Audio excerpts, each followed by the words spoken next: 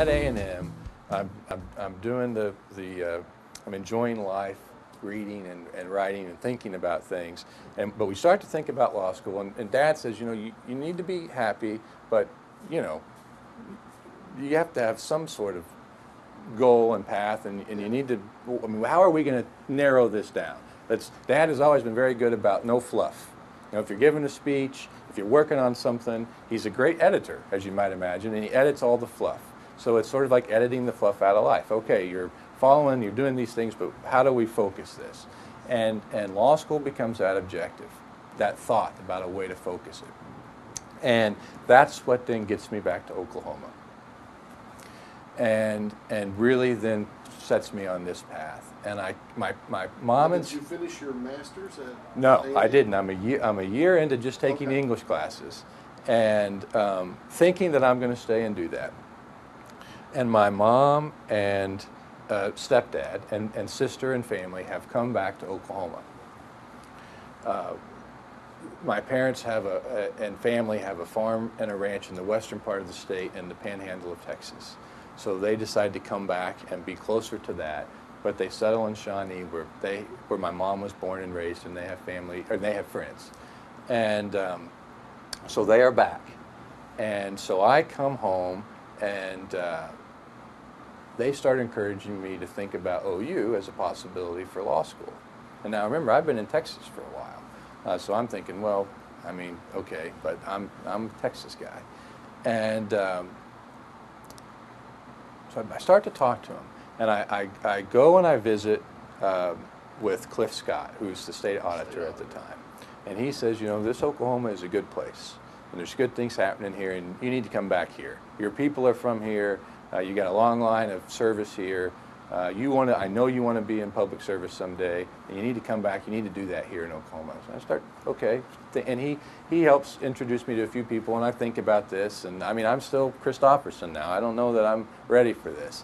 And but I decided that I am, and I talked to my dad for a long time. It was my dad who convinced me. He said, between my dad and Cliff Scott, saying, there's two guys changing OU, and that's David Bourne and Andy Coates. And the law school is a different place. It's a great place, and they've revolutionized it, and it would be ridiculous for you not to pay attention and go back there. And I'd never seen the campus before, other than Dad driving me through it. I'd never been on the law school campus, and I just trusted him. I said, all right, I'll do this. And at the last minute, I end up changing plans and ending up in Norman at OU Law School. So now we have this abrupt change. Well, was it difficult to just drop the master's and say, I'm going to law school? Did you have any trouble getting in? Well, I was very fortunate that I had done well academically at all the various stages of my life. And I had been a good test taker. I'd done well on the LSAT and all so academically I was very solid, and I was fortunate to get in, and it was just time for that transition. It was time to find that balance. The guy that I mentioned to you, Charlie Ray, I remember when I moved from Midland, this mentor, this oil and gas mentor and golf mentor. When I left Midland to go to Houston, my senior year in high school, we talked about gifts for each other. And he said what he thought the most important thing to give me.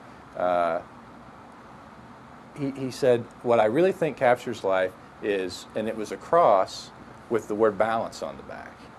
And that really tells you about life. I mean, the secret to golf is balance, and the secret to life is balance. And I think that, to answer your question, it wasn't hard to make the transition to OU because it was the right time to get back in balance. You had a couple extremes, you have some fun, which you got to do in life, but you also, let's get back in balance. And that's what OU was for me.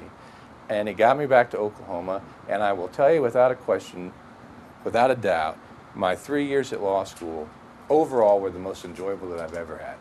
I am at a bar review class. So we finished law school now, and in the summer, you're taking your bar review classes, and a guy comes up to me who's a classmate. And he's a friend. He's not a close friend, but a friend of mine, a guy I know. And he comes up and he says, Bobby, I just met this guy, and this is horrible. This is not at all right for me, but I'm sitting there thinking the whole time that you guys would love each other. And you need to go talk to him, because I think you guys would potentially hit it off. And I've told him as much, and now I'm telling you. And I said, well, okay, that's interesting. So I call up this guy whose name is Ron Stakem. Say, well, you talked to such and such, and it's not right for you guys, but apparently he thinks we should talk. And Ron says, yeah, send me some writing samples in your resume, and let's set an interview and come in and talk. So we set a time. I send him 3 writing samples. I go in and I sit down, and right off the bat, we end up talking for hours. Very little of our conversation has anything to do with law.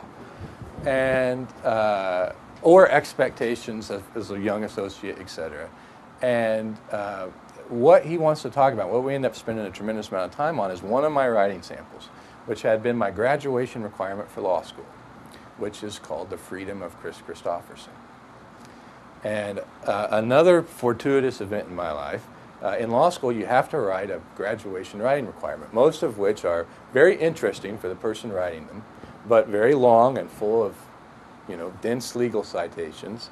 And I took a freedom seminar from a professor at the law school, and you had to propose 3 paper topics that connected to freedom. And so I went in and I said, I have A, very traditional legal freedom paper, B, very traditional legal freedom paper, and C, I said, I apologize if this offends you that I've even said this, but I'm going to at least throw it out to you. And I said, I have this loose idea of writing a paper on the freedom of Chris Christopherson, and I think I can connect this to really what freedom is about and what we're talking about in the seminar, but I know it's not conventional. He stops me immediately and says, that's the paper I want. You will not write these other papers for me. I saw Christopherson in Austin in the 70s. He's great. This is going to be a great paper. And so, Have yeah. you ever met Christopherson? In fact, I have. Okay. We'll get to, yeah. And, sorry about that. And so I write this paper. I have a ball. I have absolutely 0 legal citations in the entire paper, I think. I'd have to go back and look at it. But these miraculous philosophical, well, what I think are interesting, philosophical books, all these various citations, and we have several stages of the life of Chris Christopherson, all connected with how the definition of freedom and balance change.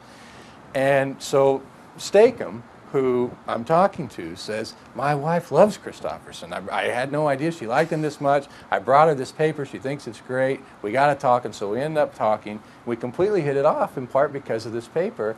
And we have all of these things that we're interested in talking about. He's this great, wonderful public servant. He's traveled all around as well. Harvard undergrad, came to law school at OU, settles here, has made wonderful contributions of his time to Oklahoma for 30 years. And so we really hit it off in all of these different areas of interest, but started with this Christopherson paper. And so I go to work at the firm.